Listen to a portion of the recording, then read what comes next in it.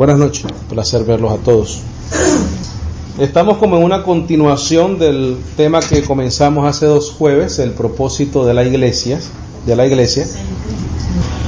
Entonces, el tema de hoy se llama la plenitud de Cristo es la iglesia. La plenitud de Cristo es la iglesia. Y nosotros tenemos que entender por lo que hemos estudiado, por qué esto es una realidad. Por qué la plenitud de Cristo es su iglesia. Pero antes de eso, vamos a leer lo que hasta ahora hemos aprendido y hemos entendido. Y lo que dice acá es lo siguiente: hemos entendido las siguientes verdades doctrinales en cuanto al propósito y significado de la iglesia de Cristo Jesús. Hemos entendido que la palabra iglesia significa congregación, reunión, asamblea. La iglesia es una congregación, reunión y asamblea de personas llamadas y escogidas por Dios para ser salvos, justificados, bendecidos, perdonados, ser hechos a la imagen de Cristo. Ya con solamente eso podemos entender entonces por qué la plenitud de Cristo es su iglesia. Y es por una razón, y lo vamos a ver en Efesios, es su cuerpo. ¿Por qué la iglesia es la plenitud de Cristo? Porque es su cuerpo, es su cuerpo.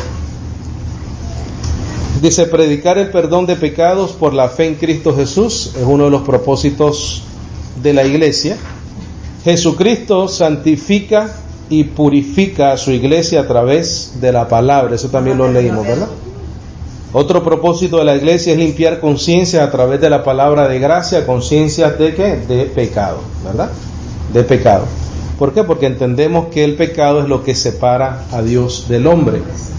El evangelio de la gracia llega a la vida de una persona y limpia tu conciencia de que de pecado y te acerca a Dios, te abre las puertas para Dios, ¿verdad? Dice, explicar lo que significa la obra perfecta de Cristo Jesús en la cruz del Calvario. Ese es el propósito de la iglesia de Cristo. La iglesia edifica sobre el fundamento de los apóstoles y profetas sus testimonios y profecías. Sus testimonios y profecías. Edificamos sobre la revelación de Cristo Jesús al apóstol Pablo para la iglesia gentil. La iglesia es columna y baluarte de la verdad. La iglesia posee la verdad absoluta de Dios revelada en la Biblia, la palabra de Dios. Es por eso que la iglesia es la plenitud de Cristo Jesús en la iglesia. Es por eso el hincapié, es por eso el esfuerzo, es por eso el trabajo del apóstol Pablo de edificar a la iglesia, de que el conocimiento de la iglesia fuese en aumento, de que la iglesia no fuese una iglesia débil en conocimiento, sino una iglesia poderosa en el conocimiento de la verdad. Porque existe la verdad absoluta y la verdad absoluta es Jesucristo. Y nosotros tenemos que tener y conocer las evidencias de por qué Jesucristo es la verdad absoluta para nosotros. Ahora, la iglesia y el cuerpo de Cristo son una unidad imprescindible. Quiero que lo escribas en tus notas. La iglesia y el cuerpo de Cristo son una unidad imprescindible, inseparables. Entendemos que la iglesia es una asamblea, es una reunión, es una congregación. Pero esa congregación, esa asamblea, esa reunión es parte del cuerpo de Cristo. Es la iglesia y el cuerpo de Cristo son una unidad imprescindible, inseparables. Porque una iglesia, por definición, iglesia es una reunión, una asamblea, ¿no? Pero puede ser una reunión, una asamblea de cualquier otra cosa. Es por eso que la iglesia y el cuerpo de Cristo tiene un significado diferente. El cuerpo tiene una función. El cuerpo es una dinámica. El cuerpo no es un cuerpo estático. La iglesia no es un cuerpo estático. La iglesia es un cuerpo constantemente en movimiento, dinámico, eficaz, ferviente. Y siempre tenemos que estar buscando maneras de lograr el propósito por el cual Cristo estableció su iglesia, que es para predicar el perdón de pecados, para edificar a la iglesia, para predicarle al mundo de que hay una gracia, que hay un sacrificio en la cruz de Calvario que nos hace perfectos para siempre, ¿verdad? La plenitud de Cristo es su iglesia. Vamos a ir a Efesios capítulo 1, versículo 22. Y vamos a ver la evidencia de eso. Ahora, el respaldo que nosotros tenemos de Cristo Jesús nos debe dar una seguridad increíble de que todo lo que hacemos en el nombre de Él es eficaz, es fructífero. ¿Por qué? Porque Él es el príncipe, Él está sobre todo poderío, sobre todo señorío, sobre todo principado. Mira lo que dice el 22. Dice, y sometió todas las cosas bajo sus pies y lo dio por cabeza sobre todas las cosas. ¿A quién? A la iglesia. Cristo es la cabeza del cuerpo. ¿El cuerpo quién es? Su iglesia. Mira lo que dice después. Y sometió todas las cosas bajo sus pies y lo dio por cabeza sobre todas las cosas a la iglesia, la cual es su cuerpo. Mira lo que dice después, la plenitud de aquel que todo lo llena en todo. La plenitud de aquel es su cuerpo. ¿Quién es su cuerpo? La iglesia. ¿Qué es lo único que ve la humanidad, el ser humano de Dios? A la iglesia. Y nosotros somos la plenitud de aquel, ese aquel siendo Cristo, y Él es la cabeza de todo. Dice, y la plenitud de aquel que todo lo llena en todo. Por eso es que nosotros somos columna y baluarte de la verdad. Cristo, la iglesia, su cuerpo. La iglesia porque es un grupo, una reunión, una asamblea de bendecidos. El cuerpo porque somos miembros dinámicos de esa asamblea, de esa iglesia, de esa reunión. La iglesia no es estática, la iglesia no se mantiene en un solo lugar. La iglesia tiene que ser dinámica, tiene una función. Un miembro del cuerpo no se queda estable. Ya es evidente, ¿verdad?, que los que no hacen ejercicio quiere decir que mantienen su cuerpo que es estable, ¿verdad? Y hay consecuencias. Si tú mantienes un cuerpo dinámico, es un cuerpo saludable, es un cuerpo fructífero, es un cuerpo que logra metas, que logra metas, que logra propósitos, y la iglesia tiene un propósito. Vamos a ir a Colosenses 1:18. Colosenses 1:18. Es por eso que siempre decimos, ¿verdad?, que conversemos, que hablemos, que repartamos, que recomendemos la página de internet, la radio, la tarjeta, el bumper sticker, invitarlos aquí a las reuniones. ¿Por qué? Porque la iglesia no puede ser un cuerpo estático. Tiene que ser dinámico, siempre en movimiento. Colosenses 1:18 dice, y Él es, ¿lo tiene? Y Él es la cabeza del cuerpo, que es la iglesia. Y Él es la cabeza del cuerpo, que es la iglesia. Nosotros nos regimos bajo la autoridad ¿de quién? De la cabeza, de Cristo Jesús. De Cristo Jesús. Antes que el Señor se fuese, Él dejó ¿qué? Mandamientos, ¿sí o no? Ordenanza. ¿Cuál fue esa ordenanza? Id por todo el mundo y predicad el Evangelio. Id por todo el mundo y predicad el Evangelio. Esa es la función de nosotros, de la iglesia. Ahora, el nacimiento de la iglesia. El nacimiento de la iglesia. ¿Cuándo nace la iglesia de Cristo Jesús? Algunos piensan que la iglesia nació en el Pentecostés, ¿sí o no? Que ahí surge la iglesia. Hay otras personas que piensan que nace antes del Pentecostés. Yo creo que nace antes del Pentecostés. Yo creo que en el Pentecostés se manifiesta el poder que recibe la iglesia para entonces cumplir su función sobre la tierra. Pero la iglesia ya estaba. Y también otra cosa que sucede es que el Espíritu Santo viene porque Cristo Jesús ya se había ido y ellos estaban esperando la promesa del Espíritu. Pero la iglesia como definición ya existía. Vamos a ir a Juan capítulo 15 versículo 1.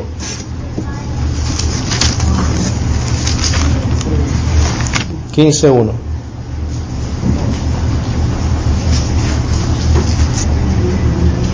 Este es el Señor Jesucristo hablando. Dice: yo soy la vid verdadera y mi Padre es el labrador. Todo pámpano que en mí no lleva fruto lo quitará, y todo aquel que lleva fruto lo limpiará para que lleve más fruto. Ya vosotros estáis limpios por la palabra que os he hablado. Esa es la iglesia. Estamos hablando de personas que ya habían sido ¿qué? Escogidos desde antes de la fundación del mundo y se habían manifestado en el tiempo de Cristo Jesús. La iglesia nace antes del Pentecostés. Pongan entre paréntesis, para los judíos. No se había manifestado que la iglesia era también parte de los gentiles, parte de la iglesia. Vamos a seguir leyendo el versículo 3, por favor, cuando termine de escribir. Esos ya eran de él. Eso es una asamblea, eso es una reunión, eso es una congregación. ¿De quiénes? De bendecidos, de escogidos. La iglesia nace ahí. Los primeros miembros de su iglesia fueron los 12 apóstoles. Y ahí todos los que creyeron en él de ahí en adelante. Pero esos son los apóstoles. Pero había muchas personas ahí, por ejemplo, en el aposento alto, estaban esperando la promesa 120. Pero todos eran parte de la iglesia. Si no, no hubieran recibido el Espíritu Santo. Claro, ellos no fueron salvos en ese momento y recibieron el Espíritu. Ya era la iglesia esperando una promesa. Los primeros miembros de la iglesia. Todo aquel que cree en el Señor cuando Él vino aquí a la tierra. Versículo 4 dice: permaneced en mí y yo en vosotros, como el pámpano no puede llevar fruto por sí mismo, sino permanece en la vid. Así también vosotros, si no permanecéis en mí. Yo soy la vid, vosotros los pámpanos. El que permanece en mí y yo en él, éste lleva mucho fruto, porque separados de mí nada podéis hacer. Separados de mí nada podéis hacer. Él les está diciendo: mira, tú estás en mí, tú estás conmigo. Separado de mí no puedes hacer nada. Pero si está con Cristo Jesús en ese momento, es parte de la iglesia. Claro, un escogido. Versículo 18. Mira la diferencia que hace el Señor entre el mundo y los que son de ¿quién? De Él. Dice: si el mundo os aborrece, sabed que a mí me ha aborrecido antes que a vosotros. Si fuerais del mundo, el mundo amaría lo suyo. Pero porque ¿qué cosa? No soy del mundo, antes yo os elegí del mundo. Por eso el mundo os aborrece. Acordaos de la palabra que yo os he dicho: el siervo no es mayor que ¿qué? Que su Señor. Él era Señor de ellos ya, ¿sí o no? Que su Señor. Dice: si a mí me han perseguido, también a vosotros os perseguirán. Si han guardado mi palabra, también guardarán la vuestra. Mas todo esto os harán por causa de mi nombre, porque no conocen al que me ha enviado. Si yo no hubiera venido ni les hubiera hablado, no tendrían pecado, pero ahora no tienen excusa por su pecado. El que me aborrece a mí, también a mi Padre aborrece. Si yo no hubiese hecho entre ellos obras que ningún otro ha hecho, no tendrían pecado, pero ahora han visto y han aborrecido a mí y a mi Padre. Pero esto es para que se cumpla la palabra que está escrita en su ley: sin causa me aborrecieron. Pero cuando venga, mira, el Consolador, a quien yo enviaré del Padre, el Espíritu de verdad, el cual procede del Padre, Él dará testimonio acerca de mí. Y vosotros daréis testimonio también, porque habéis estado conmigo desde el principio. Entonces esa es la iglesia. La iglesia es todo aquel que creyó en Cristo Jesús, estando Él aquí en la tierra. ¿Qué sucede en el Pentecostés? En el Pentecostés lo que sucede es que viene el Espíritu Santo sobre la iglesia. Sobre la iglesia. Ahora, la iglesia para los judíos. No se había manifestado que el pueblo gentil también era parte de la iglesia. Vamos a Juan capítulo 17, ahí mismo.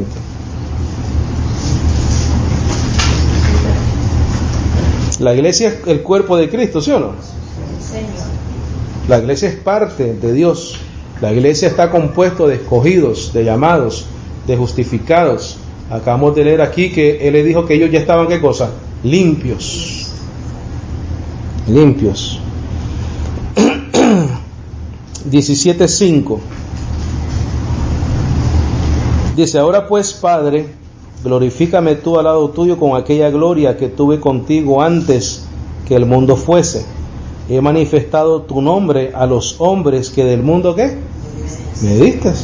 Eso no puede ser otra cosa que la iglesia. Tuyos eran y me los diste y han guardado tu palabra. ¿Por qué han guardado la palabra? Porque eran de Él.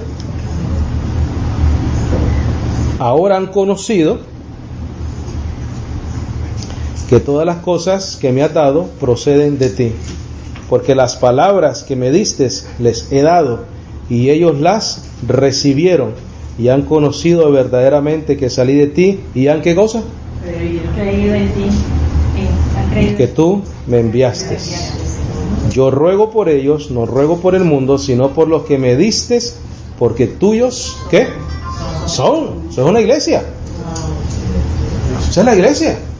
¿Cómo no va a ser la iglesia de eso? Si son de Cristo, son de Él. Ahí nace la iglesia del Señor. Ahí nace la iglesia del Señor. Vamos a ir al versículo 23 de ese mismo capítulo. Dime si esto no es la iglesia. Mira lo que dice acá. Yo en ellos y tú en mí, para que sean perfectos en unidad, para que el mundo conozca que tú me enviaste y que los has amado a ellos como también me has amado. ¿Ah? Yo en ellos, dice el Señor, y tú en mí. Yo Cristo en ellos, tu Padre en mí, para que sean perfectos en unidad, para que el mundo conozca que tú me enviaste y que los has amado a ellos como también a mí me has amado. ¿Cómo amó al Padre al Hijo? Infinitamente, ¿no? Al punto de resucitarlo entre los muertos. Pero así también el Padre amaba a los discípulos ya del Señor. ¿Por qué? Porque eran parte de la iglesia. No pueden hacer la iglesia en Pentecostés. Ese es un momento, una experiencia que vive la iglesia en esa transición de la ida del Señor y la venida del Espíritu Santo. Correcto. Iglesias compuestas de judíos por el momento. Hechos capítulo 1 versículo 12. Es que si volvemos al concepto que entendemos nosotros y que hemos establecido acá, que la iglesia es una congregación, reunión, asamblea de personas llamadas y escogidas por Dios para ser salvos, justificados, bendecidos y perdonados. Eso es lo que es la congregación, eso es lo que es la iglesia. Y esas personas ya existían en los tiempos de Cristo. Si no, no hubiese venido sobre ellos el Espíritu Santo. ¿Por qué vino el Espíritu Santo sobre ellos? Porque ellos hicieron ¿qué cosa? Creyeron. Porque después de esa manifestación del Pentecostés, ellos comienzan a predicar. Las personas comienzan a creer en Cristo y a recibir el Espíritu Santo. Y así se fueron añadiendo. Hechos 1, 12. Dice: entonces volvieron a Jerusalén desde el monte que se llamaba del Olivar, el cual está cerca de Jerusalén, camino de un día de reposo. Y entrados subieron al aposento alto donde moraban Pedro, Jacobo, Juan, Andrés, Felipe, Tomás, Bartolomé, Mateo, Jacobo, hijo de Alfeo, Simón el celote y Judas, hermano de Jacobo. ¿Qué es eso? ¿Una congregación, sí o no? ¿Es una iglesia? Dice, no, pero aquí en adelante aclara otras cosas. Dice, todos estos perseveraban unánimes en oración y ruego. Y aquí vienen las más importantes, mira. Y con las mujeres, y con María, la madre de Jesús, y con sus hermanos. ¿Qué es lo que estamos hablando ahí? ¿Qué es lo que estoy tratando de decir? Que había una congregación ahí de personas que estaban esperando una promesa.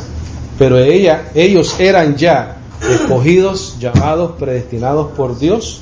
Por lo tanto, ya eran la iglesia de Cristo Jesús. No podían recibir el Espíritu Santo si estas personas no creían en el Señor. Si creían en el Señor, eran parte del cuerpo, con una función, con unos dones, con unos talentos específicos, esperando que se manifestara en ellos el Espíritu Santo. Capítulo 2, versículo 46. Mira, vamos a leer el 1, solo para referencia. Hechos 2, 1. Dice, cuando llegó el día de Pentecostés, estaban todos unánimes juntos. ¿Qué es eso? ¿Una congregación, una reunión, una asamblea? ¿De quiénes? ¿De personas que no eran salvas? ¿Que no habían sido redimidos por la sangre de Cristo? Claro que sí, ya Cristo había resucitado. Ya Cristo había pagado el precio del pecado. Es más, Cristo fue inmolado desde antes de la fundación del mundo, lo que ha manifestado en los postreros tiempos. Esa es la realidad de Dios como principio y fin, ¿verdad? Que Él ve todas las cosas desde antes que acontezcan. Pero entonces aquí, en el día del Pentecostés, estaba la iglesia ya reunida, esperando la promesa de su Señor. no personas incrédulas esperando la promesa del Espíritu y ahí nace la iglesia. No, ahí la iglesia recibe el poder del Espíritu, el sello del Espíritu del Señor. Claro. ¿Por qué? Por la única razón de que ya Cristo se había ido. Cristo promete que el Espíritu Santo iba a venir y nos iba a sellar, ¿verdad? Nos iba a sellar. Además que Dios estaba estableciendo su poder.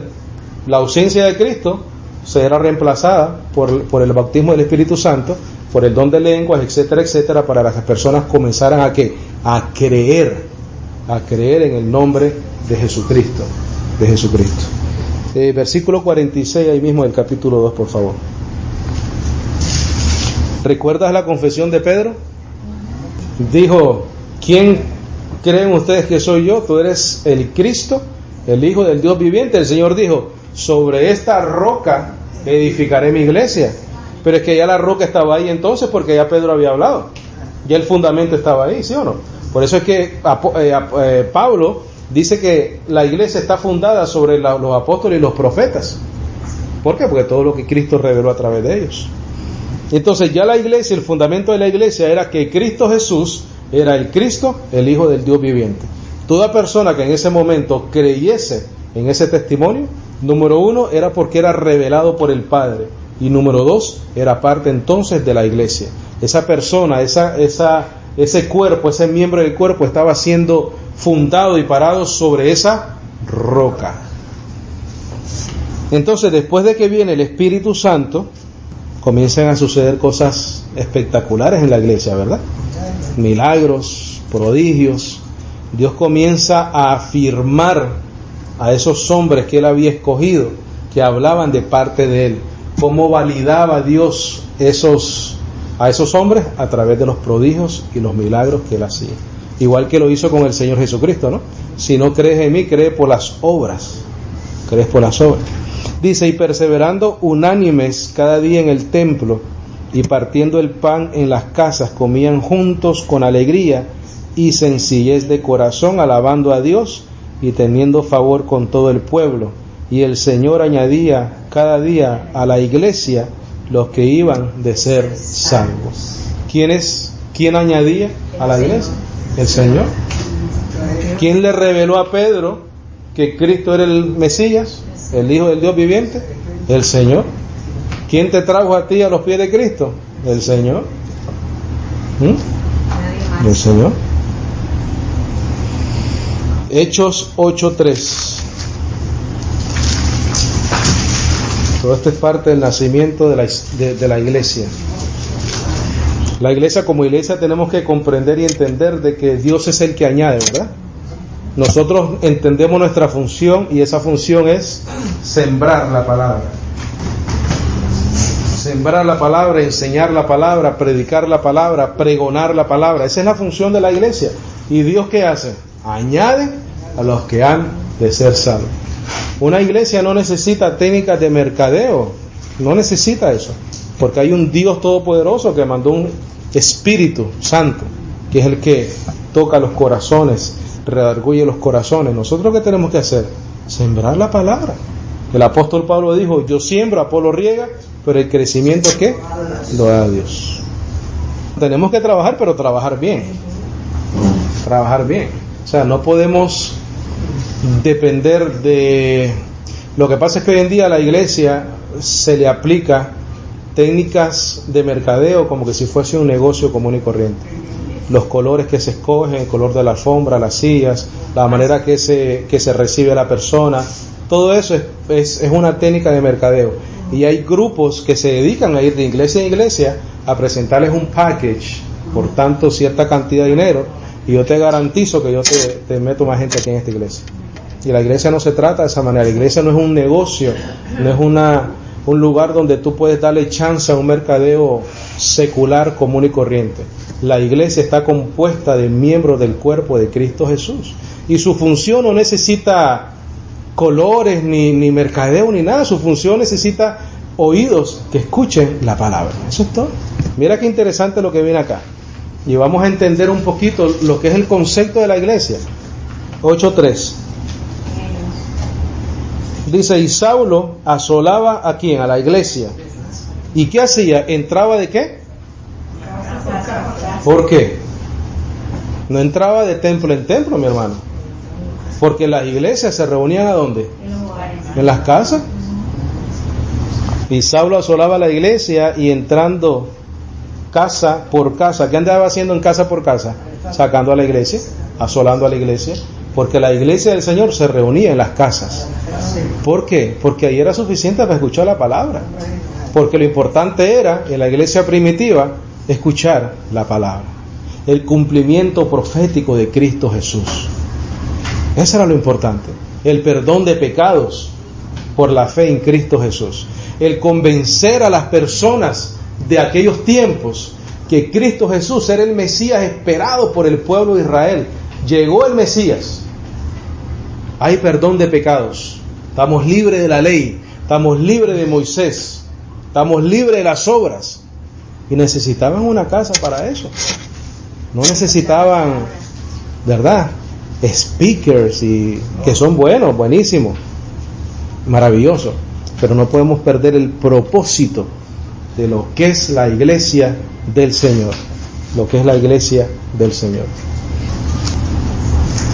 Hechos 10:10.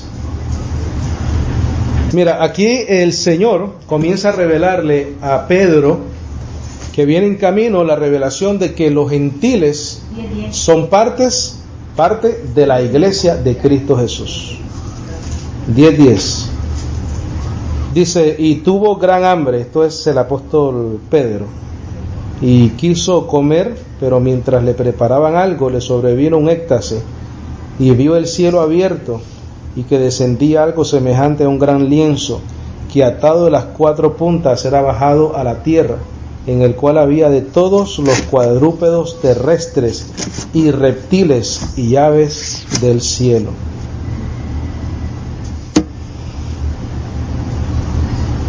Y le vino una voz, levántate, Pedro, y mata. Entonces Pedro dijo, Señor, y come, no, porque nunca cosa común o inmunda he comido jamás. Hasta ese momento los gentiles eran considerados cosas comunes e inmundas. ¿Recuerdas lo que le dijo el Señor a la samaritana? Y le llamó perro. Y ella le dijo, no, pero es que los perros aún de las migajas de sus amos. Porque él no estaba revelando todavía que los gentiles iban a ser partes de la iglesia. Volvió la voz a él la segunda vez, lo que Dios limpió, no lo llames tú común. Esto se hizo 3 veces y aquel lienzo volvió a ser recogido en el cielo. Vamos al versículo, vamos a leer hasta el 22 ahí.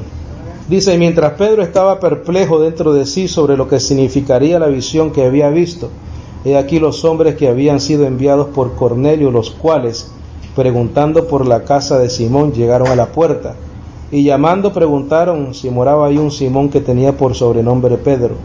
Mientras Pedro pensaba en la visión, le dijo el Espíritu, aquí 3 hombres te buscan, levántate pues y desciende, y no dudes de ir con ellos, porque yo los he enviado. Entonces Pedro descendió a donde estaban los hombres que fueron enviados por Cornelio. Les dijo, he aquí yo soy el que buscáis, ¿cuál es la causa por la que habéis venido? Versículo 28. Y les dijo, vosotros sabéis cuán abominable es para un varón judío juntarse o acercarse a un extranjero, pero a mí me ha mostrado Dios que a ningún hombre llame común o inmundo. Ese es el nacimiento de la iglesia, o la revelación de que los gentiles eran parte de la iglesia de Cristo Jesús. De Cristo Jesús. Versículo 34, por favor. ¿Lo tenemos? Dice, entonces Pedro, abriendo la boca, dijo, en verdad comprendo que Dios no hace acepción de personas, sino que en toda nación se agrada el que le teme y hace justicia.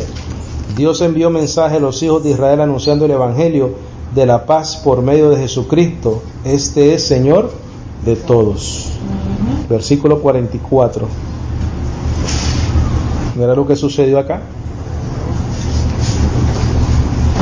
Mientras aún hablaba Pedro estas cosas o estas palabras, el Espíritu Santo cayó sobre todos los que oían el discurso, y los fieles de la circuncisión que habían venido con Pedro se quedaron atónitos de que también sobre los gentiles se derramase el don del Espíritu Santo.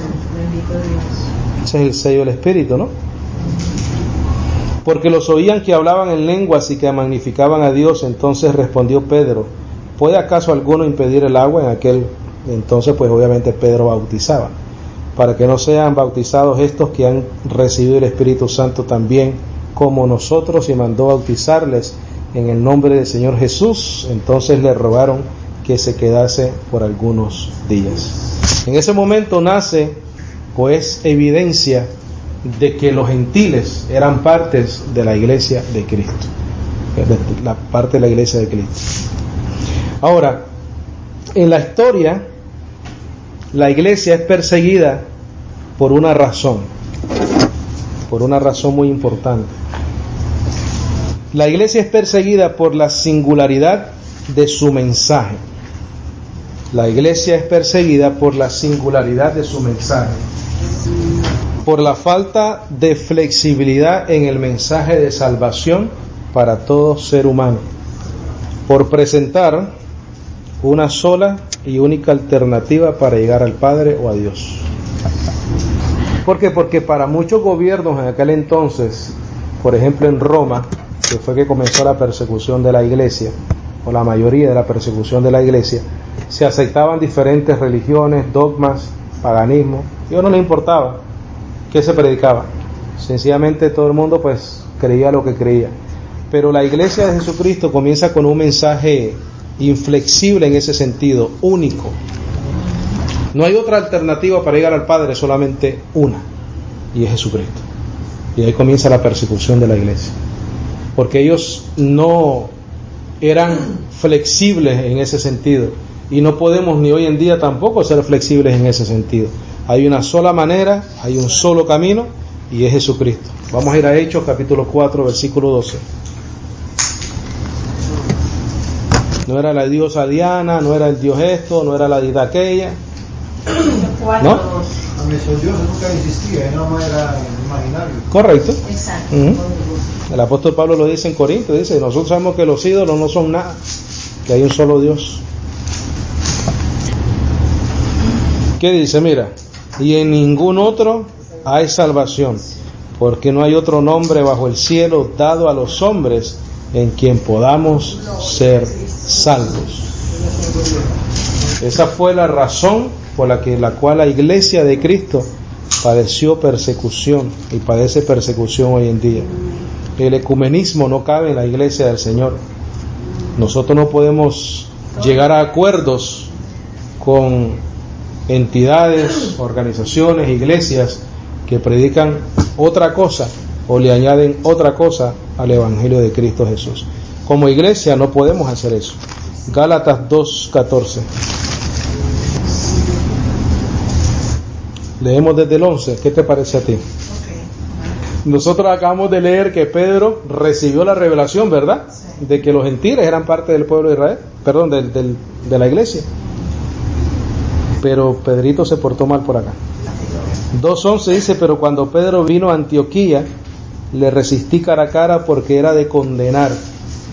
Pues antes que viniesen algunos de parte de Jacobo, comía con los gentiles, pero después que vinieron se retraía y se apartaba, porque tenía miedo de los de la circuncisión.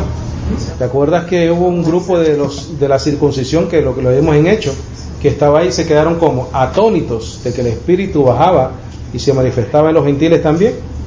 Parece que hubo un momento en que esos líderes de la circuncisión eran tan intimidantes para Pedro que él les tenía miedo.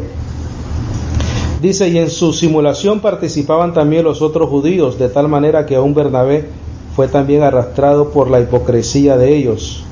Pero cuando vi que no andaban rectamente conforme a la verdad del Evangelio, dije a Pedro delante de todos: si tú, siendo judío, vives como los gentiles y no como judío, ¿por qué obligas a los gentiles a judaizar? Y este es el mensaje de la iglesia, inflexible, único, No hay otra alternativa para el ser humano. Dice, nosotros judíos de nacimiento y no pecadores de entre los gentiles, sabiendo que el hombre no es justificado por las obras de la ley, sino por la fe de Jesucristo, nosotros también hemos creído en Jesucristo para ser justificados por la fe de Cristo y no por las obras de la ley, por cuanto por las obras de la ley nadie será justificado. Y si buscando ser justificado en Cristo también nosotros somos hallados pecadores, ¿es por eso Cristo ministro de pecado? En ninguna manera, porque si las cosas que destruí las mismas vuelvo a edificar, transgresor me hago. No puedes destruir a través del cuerpo de Cristo y condenar y dar fin a la ley y después tratar de ¿qué? De volver a lo mismo. Te haces transgresor de ese pacto. Porque yo por la ley soy muerto para la ley a fin de vivir para Dios. Con Cristo estoy juntamente crucificado y ya no vivo yo, mas vive Cristo en mí, y lo que ahora vivo en la carne lo vivo en la fe del Hijo de Dios, el cual me amó y se entregó a sí mismo por mí. No desecho la gracia de Dios, pues si por la ley fuese la justicia, entonces por demás murió Cristo. Toda religión, todo concepto, todo dogma tiene incluido obras. Lo único que te da el mensaje de gracia, de fe, de justificación gratuitamente es el Evangelio de Cristo Jesús. Es el único. Y te da una exclusividad para llegar ¿a quién? Al Padre. Entonces ese es el mensaje, ¿verdad? Ese es el mensaje de la iglesia. Ese es el mensaje de la iglesia. 1 Timoteo capítulo 2 y ahí terminamos. 1 Timoteo 2:5 y ahí terminamos. Dice, porque hay un solo Dios y un solo mediador entre Dios y los hombres, Jesucristo hombre, el cual se dio a sí mismo en rescate por todos, de lo cual se dio testimonio a su debido tiempo. ¿Cuál es ese testimonio?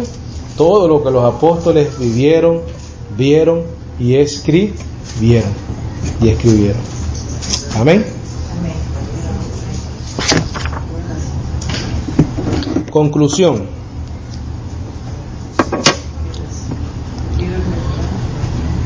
La plenitud de Cristo es la iglesia. La iglesia es el cuerpo de Cristo. El cuerpo de Cristo tiene funciones, es dinámica, no es estable. Y somos dinámicos y estamos en movimiento con un solo propósito y con una sola razón, y es predicar y predicar el Evangelio. Predicar el Evangelio. El nacimiento de la iglesia ocurre cuando el Señor escoge a los primeros llamados y escogidos y elegidos por Dios para regalo del Hijo, porque nadie puede venir al Padre al Hijo, si no el Padre no le trajese, ¿verdad? Todos esos que creyeron en Cristo Jesús, por los apóstoles, los discípulos que le siguieron, son el principio de esa iglesia que Dios estaba estableciendo aquí en la tierra. La iglesia recibe manifestación del Espíritu Santo en el Pentecostés, pero la iglesia ya existía. En ese momento existía la iglesia compuesta de judíos convertidos. Después se manifiesta que los gentiles también son parte de la iglesia y del cuerpo de Cristo, y la iglesia comienza a sufrir persecución por su mensaje singular e inflexible y por presentar una sola y única alternativa para el hombre, que es Cristo Jesús, porque en un solo nombre hay salvación y es en Cristo Jesús. ¿Correcto? ¿Una pregunta? ¿Algún comentario? ¿Algo que no haya quedado claro, que necesite explicarse?